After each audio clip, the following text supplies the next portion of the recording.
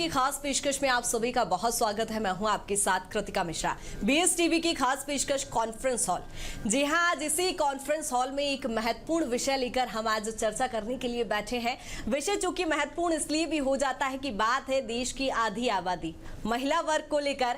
आपको पता ही होगा कि देश में इस समय सबसे हॉट टॉपिक ये है, जहां देश में नई संसद के श्री गणेश के चलते ही उसके बाद नई संसद में महिला आरक्षण बिल पास होने की कवायद तेज हो गई है, बात तेज हो गई है और चर्चाओं का बाजार भी इन दिनों गर्म है। और आधी आबादी पर जब बात आती है तो महिलाओं से चर्चा करना, उनकी राय लेना कहीं ना कहीं जरूरी हो जाता है, क्योंकि राजनीतिक सवाल तो जहन में उठते ही हैं, लेकिन कई सारे सामाजिक सवाल भी जहन में उठते हैं।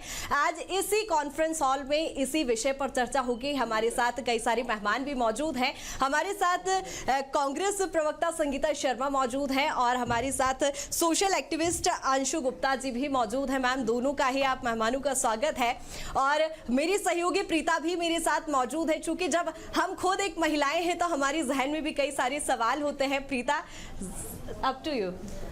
बिल्कुल, और ये जो ऐसा मसला है ये सामाजिक और राजनीतिक के साथ साथ कहीं ना कहीं ऐसे महत्वपूर्ण बिंदु है जिन पर बात करना बेहद ही ज़रूरी हो जाता है। और सवाल जवाब का जो सिलसिला है उसकी हम शुरुआत करेंगे और इसकी हम शुरुआत करेंगे। सबसे पहला सवाल मेरा संगीता जी आपसे है और आपसे ही मैं चर्चा को आगे बढ़ाऊंगी। हम इस बिल के जो राजनीतिक मायने हैं उस पर तो हम चर्चा करेंगे, लेकिन जो मेरा पहला सवाल आपसे यही है, चूँकि आप कांग्रेस से नेता है, लेकिन कांग्रेस नेता होने से पहले आप एक महिला है, तो महिला आरक्षण बिल को लेकर बतौर महिला आपकी क्या राय है और उसके बाद कांग्रेस नेता होने के तौर पर आपकी क्या राय है? देखिए, ये जो महिला बिल है, यदि ये पास होता है तो एक महिला होने के नाते मुझे सबसे ज़्यादा खुशी होगी। और यहाँ बैठी सभी महिलाएं और देश की तमाम महिलाएं, जो कि आज हम नारी शक्ति हैं हम लोग और आधी आबादी हैं, तो आधी आबादी को इसकी सबसे ज़्यादा खुशी होगी, क्योंकि महिलाओं को जो रिजर्वेशन मिलने जा रहा है उसमें उन्हें नेतृत्व करने की मौका मिलेगा लोकसभा और विधानसभाओं में।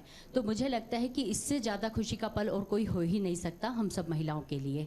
ये तो एक महिला होने के नाते मैंने आपको बताया, व्यक्तिगत मेरी अपनी राय है। जहाँ तक राजनीतिक तौर पर, क्योंकि मैं मीडिया विभाग में उपाध्यक्ष हूँ, कांग्रेस पार्टी का पक्ष रखती हूँ सभी चैनल्स पर, तो मैं आपको यही बता देना चाहती हूँ कि आज हमारे पूर्व प्रधानमंत्री राजीव गांधी जी का जो सपना था वो पूरा होने जा रहा है। क्योंकि ये सपना कांग्रेस की यूपीए गवर्नमेंट ने 50% तो पूरा कर ही दिया था। रिमेनिंग जो 50% था जो लोकसभा में पास होना था, उसको लेकर चर्चाएँ चल रही है। और हम चाहते हैं कि लोकसभा में ये पास हो और लोकसभा में हम लोगों को सभी को नेतृत्व मिले। तो हम यही चाहते हैं कि ये जो बिल है अब पास हो जाए जल्द से जल्द, तो हमारे राजीव गांधी जी का जो सपना था वो पूरा होगा। क्योंकि उन्होंने पंचायतों में भी 50% आरक्षण देने की बात की थी, 33% आरक्षण देने की बात की थी। तो आज जो पंचायतों में, नगर पालिकाओं में जो महिलाएं प्रतिनिधित्व कर रही हैं, तो आप देखेंगे कि देश के अंदर ऐसी तमाम महिलाएं हैं जो आज प्रतिनिधित्व कर रही हैं। हम चाहते हैं कि विधानसभा और लोकसभा में भी ये पारित हो। इसके अलावा हमने कहा था कि 9 मार्च 2010 को राज्यसभा में मनमोहन सिंह जी की जो यूपीए सरकार थी, उसमें इस बिल को हमने राज्यसभा में पास करवा लिया था। क्योंकि अब लोकसभा में पास होना बाकी है, तो हम चाहते हैं कि मोदी जी ने जिस तरीके से कहा है कि मुझे भगवान ने मौका दिया है, और मुझे भगवान ने ये कहा है, संसद में उनके ये शब्द थे कि भगवान ने मुझे मौका दिया है तो मैं ऐसे करूँगा। परंतु बाद में जिस तरीके से उन्होंने कहा कि जनगणना और परिसीमन, तो इससे ये साबित होता है कि आपकी कोई तैयारी नहीं थी इसको लेकर। केवल 2024 का जो इलेक्शन लोकसभा का आ रहा है उसको लेकर, और आने वाले 5 राज्यों में 2 महीने बाद जो चुनाव होने आ रहे हैं उसको लेकर एक तरीके का ये देश के अंदर भ्रम फैलाने वाला कार्य है। ये इसे हम जुमला भी कह सकते हैं, क्योंकि आपने देखा होगा कि मोदी जी के सामने कुछ भी नहीं चलती है। मोदी जी जब चाहे जो कर देते हैं। इसका एक उदाहरण मैं आपको बताना चाहूँगी, नोटबंदी। उसमें विपक्ष की राय भी नहीं रहते हैं, क्योंकि पूर्ण बहुमत की सरकार है। तो मुझे लगता है कि मोदी जी जब सब काम बिना किसी सहमति के, बिना किसी विचार के, बिना किसी प्री प्लानिंग के कर देते हैं, तो उन्हें ये बिल भी पास करना चाहिए। क्यों परिसीमन और जनगणना का इंतजार कर रहे हैं? बिल्कुल, जैसा कि आपने जिक्र किया अभी राजीव गांधी जी का, और सोनिया जी जब आज सदन में बात कर रही थी तो उन्होंने ये बोला कि अगर ये बिल पास होता है तो उनका सपना पूरा होगा। क्योंकि राजीव गांधी जी ने इस बिल को सबसे पहले वो लेकर आए थे और कहीं ना कहीं उनका सपना था। संगीता जी, मेरा सीधा सवाल आपसे यही है कि बिल पास हुआ है भाजपा सरकार में या मोदी सरकार इसको लेकर आई है, तो आखिर ये जो मसला है ये महिलाओं से जुड़ा हुआ है, तो आखिर ये श्रेय लेने की होड़ कितनी सही है? देखिए, श्रेय लेने की होड़ नहीं कहूँगी मैं इसे, क्योंकि जब इतिहास के पन्नों में कोई बात छप जाती है तो फिर उसमें श्रेय लेने जैसी कोई बात नहीं होती है। बात यहाँ हो रही है महिलाओं को आरक्षण देने की, तो महिलाओं को आरक्षण देना चाहिए, इसमें इफ़ एंड बट क्यों? हमारा सीधा सा सवाल यही है कि जनगणना और परिसीमन का जब आप आज बात कर रहे हैं तो इसके पहले तैयारी क्यों नहीं की? और जनगणना परिसीमन तो होता रहेगा, इन्हें तो महिला आरक्षण बिल पास करना चाहिए, 2024 में इसको लागू करना चाहिए, महिलाओं को प्रतिनिधित्व करने का मौका देना चाहिए। ये देरी क्यों हो रही है जनगणना परिसीमन और इसमें कितना वक्त लगेगा?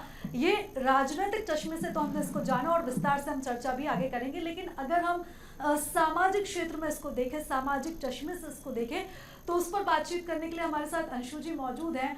अंशु जी, मेरा आपसे यही सवाल है कि अगर हम सामाजिक तौर पर देखें, आप काफ़ी समय से सामाजिक क्षेत्र में काम कर रही हैं, कई महिलाओं के लिए काम कर रही हैं, समाज सेविका हैं, इस बिल का कितना असर जमीनी स्तर पर महिलाओं के जीवन पर पड़ेगा? देखिए, बहुत अच्छा आपका ये सवाल है, क्योंकि एक सामाजिक कार्यकर्ता होने के नाते मैं समाज को बहुत ही गूढ़ता और बहुत ही कीमता से देखती हूँ।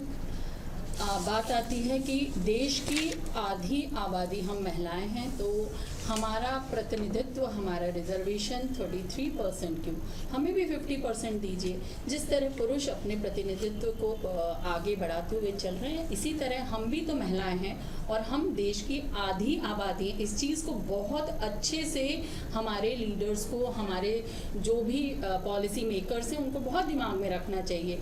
और आप सभी को ये पता है कि अगर समाज में हम देखें तो महिला प्रतिनिधित्व बहुत कुशलता और बहुत सक्षमता के साथ, संचालन के साथ आगे बढ़ रहा है। आप किसी भी क्षेत्र में महिला को देख लीजिए, क्योंकि सामाजिक कार्यकर्ता होने के नाते मैं तो स्लम एरिया से लेके जो बुद्धिजीवी वर्ग है, जो नौकरी पेशा औरतें हैं, उनके साथ भी काम करती हूँ। वहाँ आप देखिए, महिलाओं को अगर अपॉर्चुनिटी मिलती है, अगर उन्हें मौके मिलते हैं, तो वो 200% अपना देती हैं। वो घर परिवार का संचालन बहुत ही कुशलता के साथ करती हैं। साथ ही अगर वो नौकरी पेशा हैं तो वो अपने कार्य क्षेत्र पर भी बहुत ही सक्षमता के साथ अपने प्रतिनिधित्व का परिचय देती हैं। तो यहाँ पर जो 33% है, तो वो कहीं ना कहीं हम महिलाओं के प्रतिनिधित्व पर एक बहुत बड़ा सवाल चिन्ह हो गया है कि हमें 50% क्यों नहीं दिया। हमारा प्रतिनिधित्व क्या इतना किसी भी दयनीय या किसी भी भीख का मोहताज है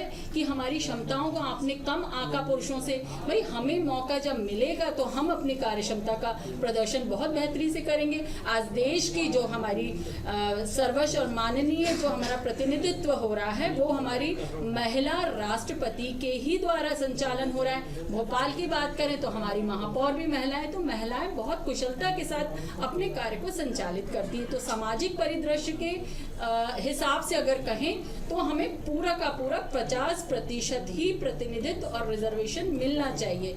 और अगर ऐसा नहीं हुआ तो कहीं ना कहीं अब तो महिलाएं अपने अधिकारों के लिए बहुत ज़्यादा जागरूक और सजग हो गई हैं। कहीं भविष्य में ऐसा ना हो कि महिलाएं अपने प्रतिनिधित्व के लिए अपनी महिला राजनीतिक पार्टी का ही गठन कर लें, तो फिर पुरुष अपने आ जाए फिर मैदान में। तो इस तरह की बातें अगर आएंगी, बिल्कुल कहीं ना कहीं ये महत्वपूर्ण विषय हो जाता है। इसी चर्चा को आगे बढ़ाएंगे, लेकिन मैं अपने दो मेहमानों का और परिचय करा देती हूँ। हमारे साथ सीनियर जर्नलिस्ट के शाइनी भी मौजूद हैं, उनसे भी आगे चर्चा करेंगे। और गुंजन चौक से बीजेपी के प्रवक्ता हमारे साथ मौजूद है। मैम, चर्चा को आगे बढ़ाएंगे, लेकिन फिलहाल एक छोटे से ब्रेक के लिए रुक रहे हैं और इसी तरह चर्चा का सिलसिला लगातार जारी है।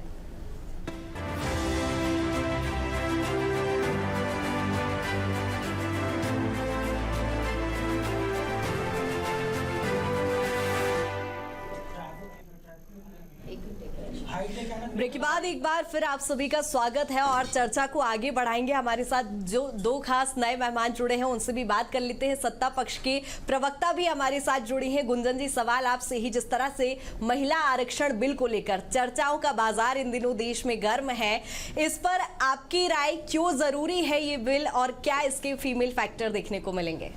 देखिए सबसे पहले तो आज हम क्योंकि नारी शक्ति की बात कर रहे हैं, मातृशक्ति की बात कर रहे हैं, तो सबसे पहले तो मेरा बहुत बहुत प्रणाम सभी नारियों को जो यहाँ उपस्थित है, उनको मेरा प्रणाम, धरती माँ को मेरा प्रणाम, मेरी जननी माँ को मेरा प्रणाम, मेरी भारत माँ को मेरा प्रणाम।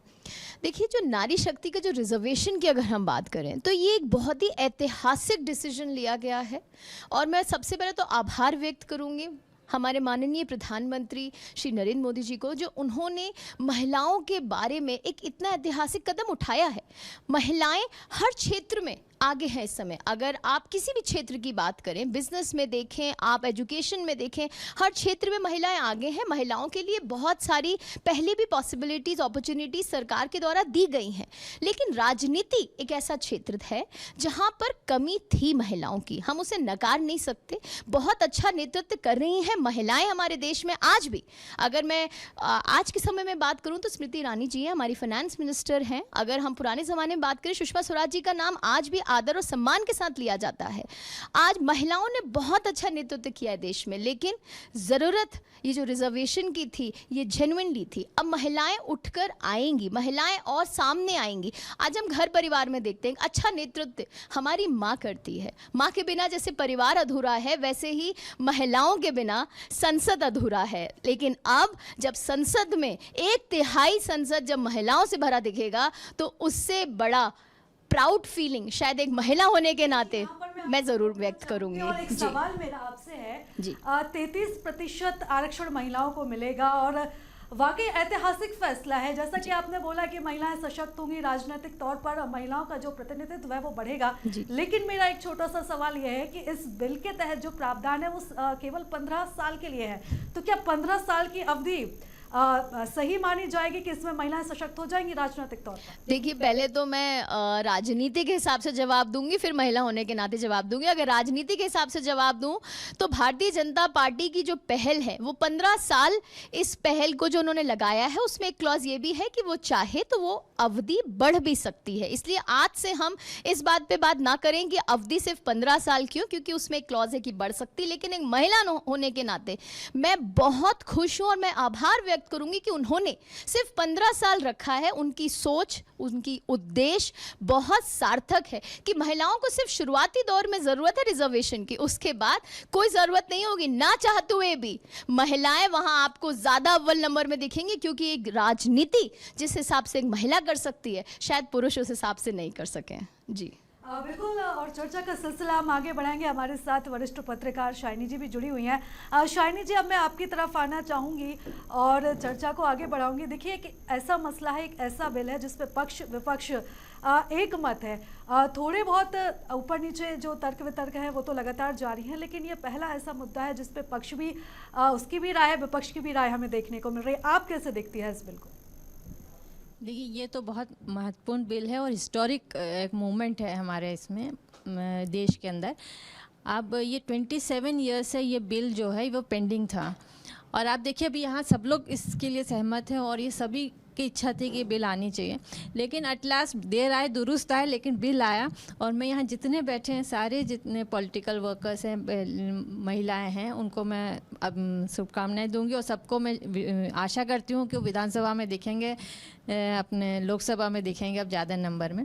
और जहाँ तक ये 50% की बात की थी हमारे कोलीग ने, तो उनका मैं ये कहूँगी कि आप पार्टीज़ जो है 33% तो रिजर्वेशन है, पार्टीज़ के अंदर कोई बॉन्ड नहीं है कि वो 50% नहीं दे सकते। तो आप लोग को जो है ये पार्टी के अंदर इस बात को उठाना चाहिए कि और भी महिलाओं को टिकट मिलना। 33% तो रिजर्वेशन है, उसके अलावा और महिलाओं को टिकट मिल सकता है। बट रिजर्वेशन 33% है तो एटलीस्ट 33% तो हमारे उस पार्लियामेंट में रहेंगे। तो ये तो बहुत ही एक शुभ संदेश जाएगा। और जितने लॉ मेकर्स हैं, जहाँ महिलाएं रहती हैं वहाँ पे लॉ मेकिंग में उनका ओपिनियन रहेगा, उनका डिसीजन होगा। तो नेचुरली जो भी पॉलिसीज़ आएंगे वो जो है देश के लिए और समाज के लिए अच्छा रहेगा।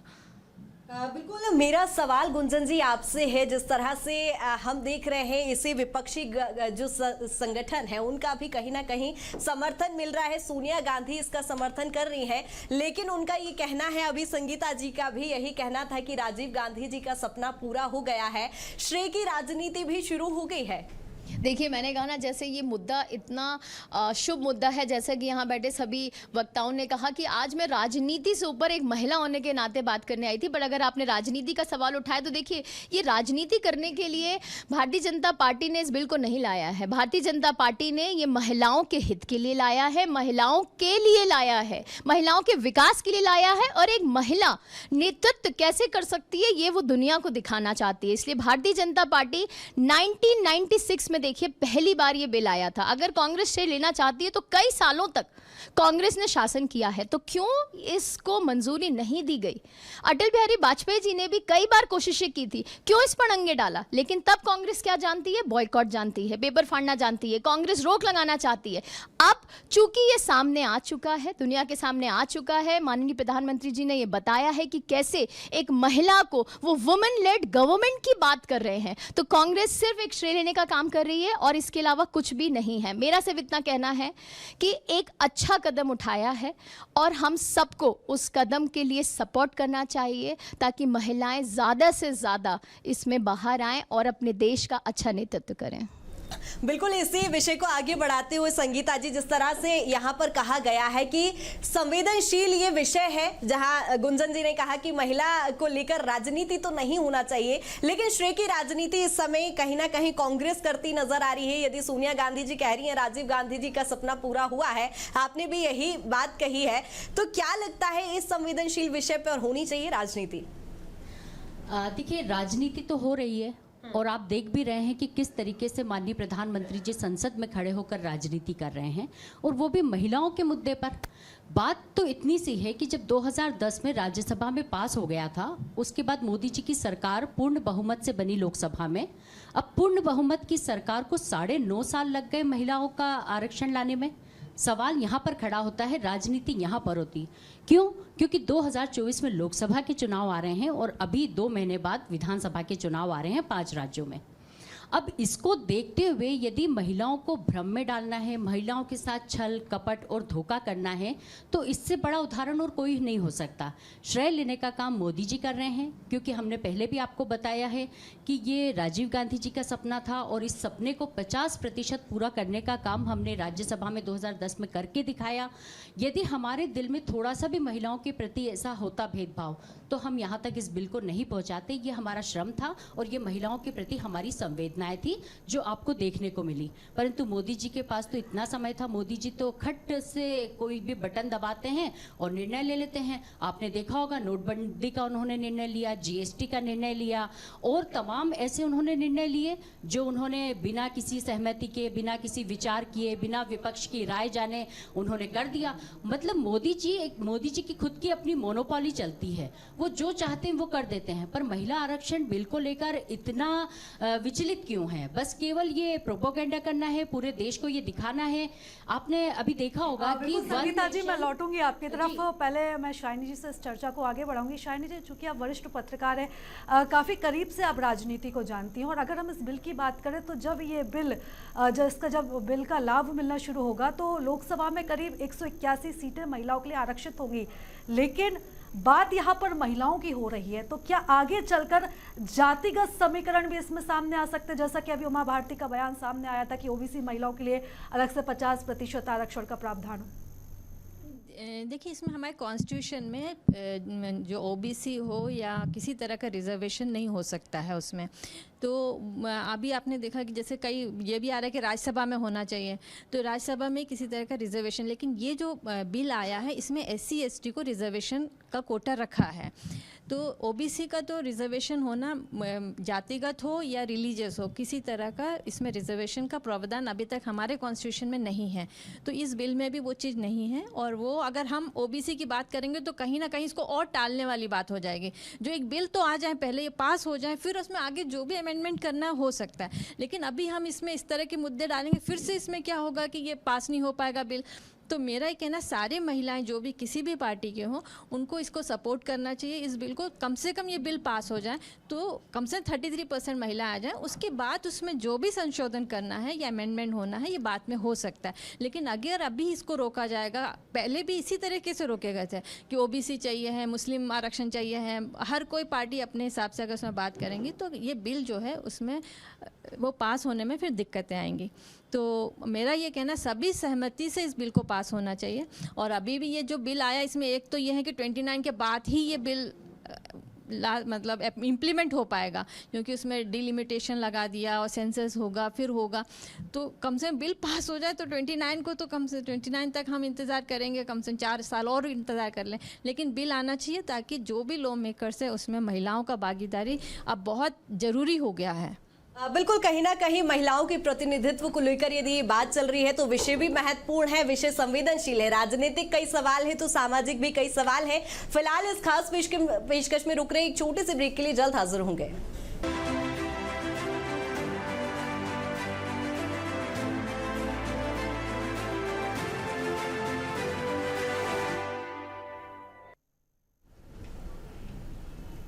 और बीएसटीवी के खास पेशकश में एक बार फिर आप सभी का स्वागत है। और इसी विषय पर महिला आरक्षण बिल को लेकर जो चर्चा लगातार जारी है, इस पर ही आगे हम चर्चा करेंगे। मीरा अंशु गुप्ता जी जो हमारी समाज सेविका हैं, उनसे ही सवाल है। मैम, समाज में आप इतना जब उठती बैठती हैं, किस तरह के बदलाव जब आरक्षण बिल पेश होगा इसको लेकर देखने को मिलेगा? क्योंकि बात अक्सर वही हो जाती है। यदि मैं कुछ आंकड़ों की बात करूं तो अभी तक हमारे देश में 16 ही मुख्यमंत्री महिला रही हैं। वर्तमान में ममता बनर्जी मुख्यमंत्री के पर रही हैं। आप एक महिला होने के नाते, एक समाज सेविका होने के नाते क्या मानती हैं कि जब ये आरक्षण बिल पेश होगा, या तो ये एक मौके की तरह इसे महिलाओं के लिए देखा जाए, कितना बड़ा बदलाव समाज में देखने को इसका मिलेगा? डेफिनेटली बहुत बड़ा बदलाव आएगा, क्योंकि जब आपको अपॉर्चुनिटी मिलती है, मतलब प्रतिनिधित्व मिलता है, आपको मौके मिलते हैं, आपको प्लेटफॉर्म मिलता है, और महिलाओं को आगे बढ़ाने के लिए इस तरह के जब अच्छे प्रयोग होते हैं तो डेफिनेटली एक बड़ा समाज का जो प्रारूप है, जो समाज का एक स्ट्रक्चर है वो बदलेगा। महिलाएं बहुत क्षमतावान हैं, उनमें बहुत अच्छा कैलिबर है, बौद्धिक स्तर से भी वो सक्षम है, उनमें किसी भी प्रकार की कोई कमी नहीं है। और मैं तो ये समझती हूँ कि महिलाएं ज़्यादा विषम परिस्थिति में अच्छा रिजल्ट देने वाली एक इंसान होती हैं। तो डेफिनेटली समाज में एक बहुत बड़ा चेंज आएगा, उनको अपनी बात रखने का मौका मिलेगा, वो डिसीजन मेकर्स बनेंगी, उनको कहीं ना कहीं एक सम्मानजनक पोजीशन पे हम जब देखेंगे तो महिलाओं को खुद को, अपने आप को एक आइडियल बनाने की एक बहुत बड़ी कवायद जो आज अब शुरू हो गई है, वो बहुत बहुत अच्छी बात है कि महिलाओं को ये प्रतिनिधित्व के साथ अब जो भी है 29-30 जब भी ये चीज़ इम्प्लीमेंट होती है वो एक सेकेंडरी हो गया, पर एक चीज शुरू तो हुई, एक चीज के लिए अब आगे तो बढ़े। और वो चीज आगे बढ़ने से आप स्टूडियो का माहौल, देश का माहौल देखिए कि महिलाओं में कितना जोश आ गया है। अब उनको बस एक अच्छा प्रतिनिधित्व करने का मौका मिले। मैं तो राजनीतिक पार्टियों से भी बोलूंगी कि अभी से 50% हम महिलाओं को अपॉर्चुनिटी दे दीजिए, फिर देखिए कि इस देश का संचालन कितना सुचारू रूप से होता है। हम बहुत बड़ी सहायक बनेंगी देश को एक अच्छा, एक सशक्त, मजबूत राष्ट्र बनाने में। तो डेफिनेटली समाज में बहुत बहुत बड़ा चेंज आएगा, और जो हमारे आने वाली पीढ़ी की महिलाएं हैं वो अपने आप को लीडरशिप के साथ, अपने कॉन्फिडेंस के साथ देश के संचालन में आगे आएंगी। तो बिल्कुल, अब मेरा जो अगला सवाल है वो संगीता जी से इसी से जुड़ा हुआ है जो आपने बात कही। संगीता जी, मैं आपसे ये जानना चाहती हूँ कि जिस तरह से सदन में जब महिलाओं का प्रतिनिधित्व बढ़ेगा तो क्या इससे आने वाले समय में देश की जो अर्थव्यवस्था है उसका बदला हुआ रूप भी हमें दिखाई देगा?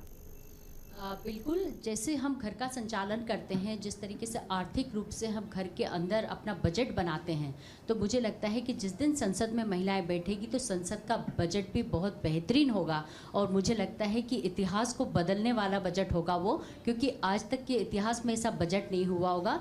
जिस दिन आधी आबादी संसद में बैठेगी उस दिन का बजट की खूबसूरती कुछ और ही होगी। तो महिलाओं को प्रतिनिधित्व मिलना चाहिए, और नेतृत्व जब महिलाएँ करती है, चाहे किसी भी क्षेत्र में वो नेतृत्व करें, राजनीतिक पार्टी में करें या किसी अन्य क्षेत्र में करें, सोशल, सामाजिक, आप संस्कृति, हर क्षेत्र में आप देखिए महिलाओं का जहाँ जहाँ प्रतिनिधित्व होता है वहाँ वहाँ उस कार्य को आपने देखा होगा कि बहुत भविष्य के लिए भी वो एक मिसाल बन के कायम होता है।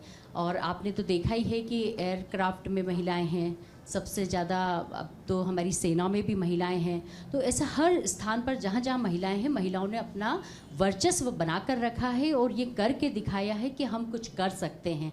तो अब जब महिलाएं खुद ही ये बता चुकी है कि हम आपके कंधे से कंधा मिलाकर काम कर सकते हैं, तो हमें लोकसभा और राज्यसभा में भी प्रतिनिधित्व मिलना चाहिए।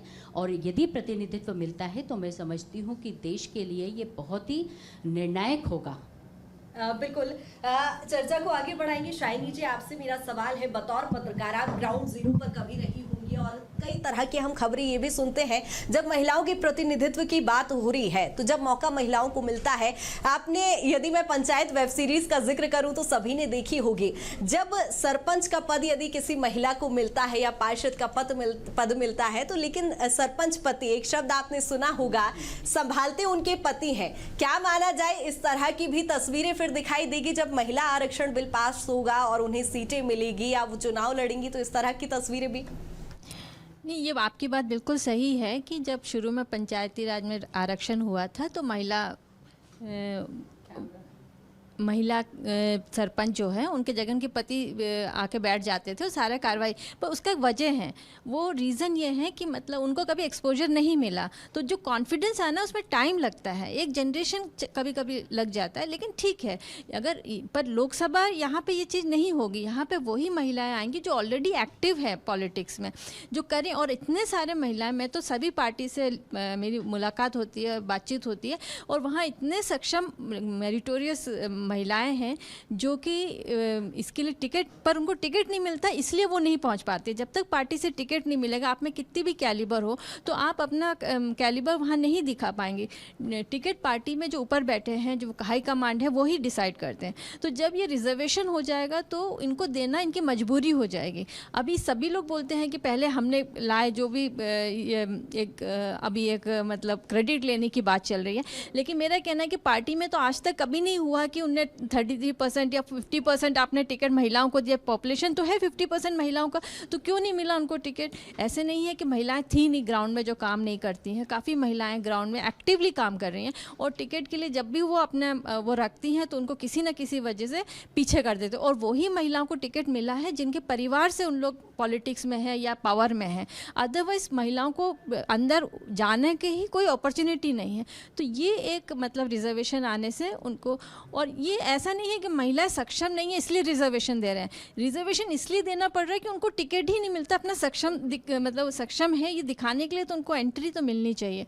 तो मेरे ख्याल से ये सिर्फ महिलाओं के लिए नहीं, पूरे देश के लिए एक बिल्कुल। शाइनी जी, आपने ये जो मुद्दा उठाया है कि आखिर उन्हें एंट्री तो मिलनी चाहिए, आखिर जो राजनीतिक परिवार होते हैं उनकी बहू बेटियों तो इजीली एंट्री मिल जाती है, लेकिन जो आम महिलाएं होती हैं उनको इतनी आसानी से राजनीतिक एंट्री नहीं मिलती। इसी से जुड़ा मेरा सवाल गुंजन जी से है। गुंजन जी, हम पूरे देश की तस्वीर देख रहे हैं, जब से ये बिल आया है पूरे देश में अपार उत्साह देखा जा रहा है।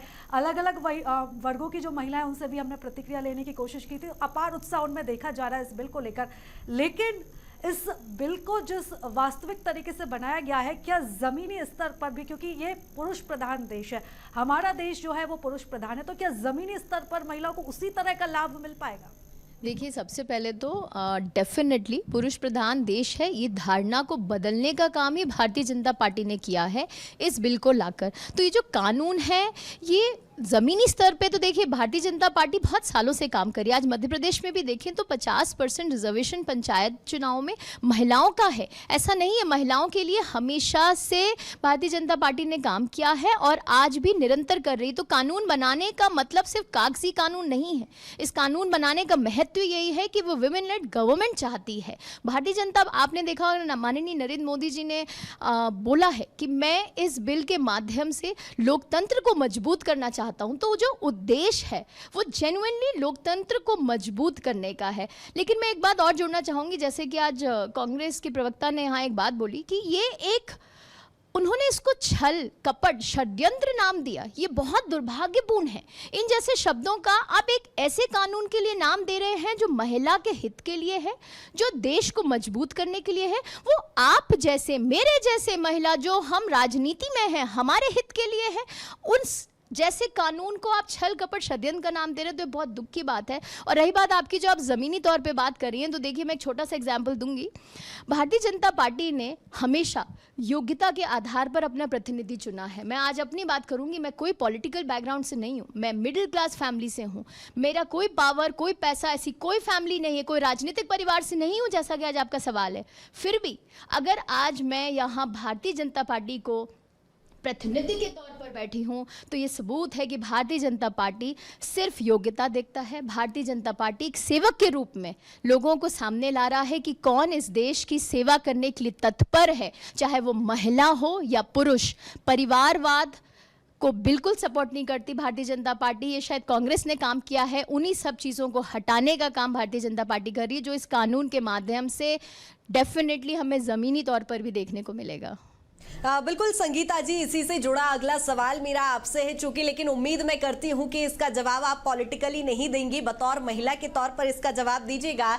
जिस तरह से इन्होंने कहा है कि महिला आरक्षण बिल में कहीं ना कहीं भेदभाव की स्थिति कहीं नहीं देखी जा रही है, धरातल पर इस नियम को लागू करने की कवायद की जा रही है, लेकिन जब चुनाव आता है तो महिला वोट बैंक मात्र रह जाती है। अक्सर हम यूपी इलेक्शन में देखते हैं महिलाएं पोस्टर में तो नजर आती, किसी भी चुनाव की यदि मैं बात करूं, पोस्टर्स में महिलाएं नजर आती है, वोट बैंक के तौर पर महिलाएं नजर आती है। क्या महिला वर्ग सिर्फ वोट बैंक है? देखिए, राजनीतिक तौर पर अगर मैं कहूं तो महिला वोट बैंक, कुछ पार्टियां हैं जो उन्हें वोट बैंक समझती है। जैसे अगर हम मध्य प्रदेश की बात करें तो 18 सालों से मध्य प्रदेश की बहनें याद नहीं आई, लाडली बहनें याद नहीं आई, क्योंकि अब चुनाव आ रहा है और लग रहा है कि हम कहीं बाहर ना चले जाएं, तो उन्हें लाडली बहना नाम से एक योजना निकालनी पड़ी। तो इससे पता चलता है कि महिलाओं को केवल वोट बैंक माना जाता है। जहाँ तक बात है, हम 9.5 साल की बात मैंने अभी आपको कही थी कि महिलाओं के लिए 9.5 साल से आप इस बिल को लेकर नहीं आए, परंतु अब चुनाव आ रहा है तो आपको महिलाएं वोट बैंक नज़र आ रही है, तो आपने ये एक पूरे देश में भ्रम जाल फैला दिया कि हम इस बिल को लेकर आ रहे हैं। अभी मैं थोड़ी देर पहले बात कर रही थी कि अभी कुछ दिनों पहले एक चर्चा का विषय उठा था, माननीय नरेंद्र मोदी जी ने ही उठाया था कि 1 नेशन 1 इलेक्शन। जब तक सभी राज्यों से सहमति नहीं मिल जाती तब तक 1 नेशन 1 इलेक्शन नहीं हो सकता। इसी तरीके से जब तक कि आप जनगणना नहीं कर लेते हैं, जब तक कि आप परिसीमन नहीं कर लेते हैं, जब तक सभी राजनीतिक जो विपक्षी दल हैं उनकी सहमति नहीं ले लेते, तब तक ये बिल पास नहीं हो सकता। परंतु एक चर्चा का विषय पूरे देश में बनाना है, इसलिए इस मुद्दे को छेड़ दिया गया है। हमारी बहन बात कर रही थी भाजपा प्रवक्ता, छल कपट धोखा। हम इसे इसीलिए देखते हैं क्योंकि आपने इसे वोट बैंक नाम दिया, आपने कहा महिलाओं को वोट बैंक की तरह देखा जाता है। तो हम यही कहना चाहते हैं कि महिलाओं को इस तरीके से क्यों भ्रमित किया जा रहा है, महिलाओं को इस तरीके का क्यों आप लालच दे रहे कि हम 1000 रुपया देंगे, हम महिला आरक्षण बिल लेकर आएंगे। तो अब सीधे तौर पर ये सीधे समझ में आता है कि केवल महिलाओं को गुमराह किया जा रहा है, वोट बैंक की तरह देखा जा रहा है। वोट मिलने के बाद फिर 5 साल तक भूल जाएंगे और 5 साल बाद फिर ऐसे ही जुमले आपको देखने को मिलेंगे।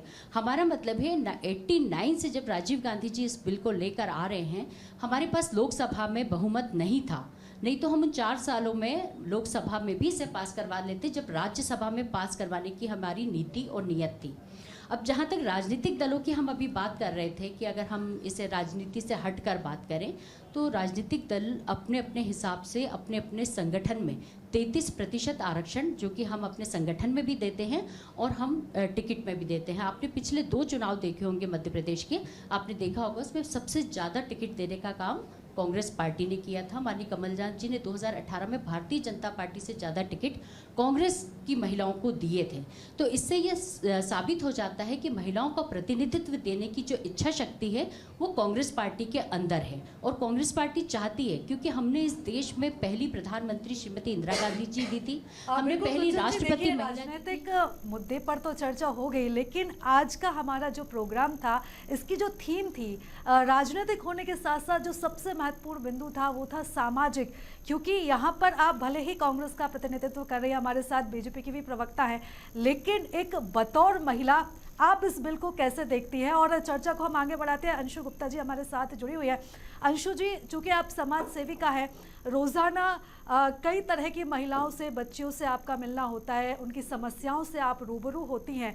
और अगर हम इस बिल की बात करें, चूँकि जो प्रतिनिधित्व है वो सदन में बढ़ेगा, और जिस तरह से आप अलग अलग महिलाओं से रूबरू होती हैं या बच्चियों से रूबरू होती हैं, कितना असर सदन से उन बच्चियों तक दिखाई देता आपको पड़ता है? बहुत महत्वपूर्ण बात कही आपने, क्योंकि जिस तरह से यहाँ बैठी मेरी जो फ्रेंड्स हैं उन्होंने अपनी अपनी बात रखी, और वो राजनीतिक बात रखने के लिए भाई वो उसी का प्रतिनिधित्व कर रही हैं, अपनी अपनी पार्टी की बात कहेंगी वो, पर हम उस चीज़ से बिल्कुल परे बात करेंगे। जो रियल टर्म में महिलाओं की स्थिति आज समाज में है वो हम सभी जानते हैं, और ये अच्छी बात है कि कोई भी पार्टी श्रेय ले, भाई महिला उत्थान के लिए कोई भी पार्टी श्रेय, महिला उसी के साथ है, पर रियल में उन महिलाओं का भला होना चाहिए जो क्षमतावान है, जो इसके लिए चिन्हित की जाए। ये नहीं जैसे कि आपने भी कहा कि वो सरपंच पति, पार्षद पति, इस तरह का माहौल ना हो, क्योंकि वो फिर महिलाओं के साथ एक बड़ा धोखा होगा। और जो महिलाएं रियल में चाहती हैं उनको प्रतिनिधित्व मिले, वो अपनी दक्षता, प्रामाणिकता के साथ देश के संचालन में और राष्ट्र निर्माण में लेके आए, उन क्षमतावान महिलाओं को अगर मौका नहीं मिलता है, फिर समाज में उन ऐसी महिलाओं के साथ छलावा होगा। तो सामाजिक परिदृश्य को सुदृढ़ करने के लिए, महिला उत्थान के लिए और महिलाओं को आगे देश का संचालन करने के लिए अगर कोई पार्टी अच्छा सोच रही तो बहुत अच्छी बात है, पर रियल टर्म में सोचे। जिन महिलाओं के उत्थान के लिए हमें काम करना है वो महिला प्रतिनिधित्व आगे आना ही चाहिए। नहीं तो पता चला कि जो राजनीतिक वर्चस्व के लोग हैं उन्होंने बोला चलो ठीक है, पुरुषों को नहीं तो हमारे घर की महिलाओं को ही दे दो। पता चला उनको समझ ही नहीं है राजनीति की, उस पृष्ठभूमि को समझ ही नहीं रही है, उन चीज़ों को नहीं समझ रही, संविधान को नहीं समझ रही, पढ़ी लिखी नहीं है। ऐसी महिलाओं को अगर देश संचालन में हम आगे लेके आते हैं सिर्फ क्योंकि वो राजनीतिक बैकग्राउंड की हैं या किसी वर्चस्व या बाहुबली की घर से बिलोंग करती हैं, तो हम अच्छी महिलाएं जिनके अंदर क्षमताएं हैं, देश राष्ट्र निर्माण में वो महिलाएं सहायक हो सकती हैं, समाज निर्माण में बेहतर तरीके से वो भागीदारी कर सकती हैं, उन महिलाओं के साथ तो फिर बिल्कुल काफी महत्वपूर्ण ये बिंदु है, इस पर भी विचार करने की जरूरत होगी। शाइनी जी, चूंकि बतौर पत्रकार मैं आपसे जानना चाहूंगी, आपने सभी दोनों प्रवक्ताओं को भी सुना, समाज सेविका जी को भी सुना, लेकिन एक विश्लेषण जो पत्रकार कर सकता है, यदि हम ओवरऑल इस बिल को लेकर जब बात करते हैं, बात राजनीतिक उत्थान की हो, सामाजिक उत्थान की हो या नारी शक्ति की जब हम बात कर रहे हैं तो उसके प्रतिनिधित्व को लेकर हो, कितना बड़ा बदलाव देश में, ना सिर्फ मध्य प्रदेश में, पूरे देश में? देखिए, कोई भी विषय होता है उसमें वाद विवाद हो सकता है, लेकिन एक ओवरऑल पिक्चर हम देखते हैं तो अगर पार्लियामेंट में हमारे यहाँ 33% हर 2 पुरुष में 1 महिला अगर मिनिमम होंगी तो वो एक तो दृश्य चेंज हो जाएगा पूरे तरीके से। और जब लॉ मेकिंग में महिलाओं का अपना कंट्रीब्यूशन होगा, कोई भी परिवार से आए, कहीं से भी आए, तो उसमें क्या है, उनका योगदान रहेगा उसमें। और आप देखेंगे कि हर चीज़ में ये सिर्फ एक महिलाओं को दान नहीं, वो नहीं होगा, लेकिन ये एक देश के लिए भी उन्नति की बात है। एक UN में कहा गया है कि जेंडर इक्वालिटी के लिए अभी 100 साल और इंतज़ार करना पड़ेगा। जिस तरह से सिचुएशन अभी इतना धीरे धीरे हम चल रहे हैं जेंडर इक्वालिटी की तरफ, तो जब महिलाएं वहाँ पे पार्लियामेंट में होंगी तो जो लॉ आएंगे उससे सारे जो जेंडर इक्वालिटी बहुत जल्दी हम उसको कवर अप कर सकते हैं, और देश जो है, अपना भारत देश जो है, इसके लिए एक उदाहरण बन सकता है। बहुत डेवलप कंट्रीज़ में भी इतने महिलाएं नहीं हैं पार्लियामेंट में, तो हम अगर इस चीज़ को अगर हम आगे लेके चलते हैं, हमारे यहाँ पे अगर पार्लियामेंट में मेंबर्स, महिला मेंबर्स ज़्यादा होंगी तो कल को हम पूरे दुनिया में हमारा एक अलग सा एक दृष्टि से हम देख सकते हैं, और दुनिया हमें भी अलग दृष्टि से देखेगी कि यहाँ पे महिलाओं का रिप्रेजेंटेशन इतना ज़्यादा है।